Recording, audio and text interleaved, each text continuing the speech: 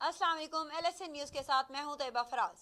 इलाका थाना सिटी लोधरा बस्ती ढलाई परमट चौक का रिहाई 65 साल बुजुर्ग कच्चे के डाकुओं ने बहाने से बुलाकर अगवा कर लिया और रिहाई के बदले में 50 लाख रुपए तावान मांगा जा रहा है।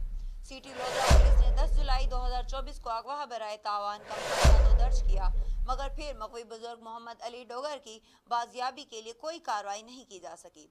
अगवा कुंदगान बुजुर्ग पर मुसलसल तशद्दुद कर रहे हैं और बहुत ही दर्दनाक वीडियोस बनाकर वर्षा को भेजी जा रही हैं। मुतालबा किया जा रहा है कि अगर रकम ना दी गई तो बाबा जी अपने पाँव पर नहीं 4 कंधों पर वापस मिलेंगे।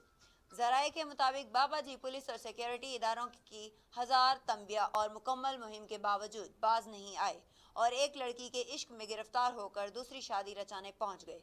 बहरहाल फिर भी इस मुल्क इस सूबे में अमन का क़याम और कानून का नफाज सिक्योरिटी इदारों की जिम्मेदारी है, इसलिए बाबा जी को जल्द बाजियाब कराया जाए।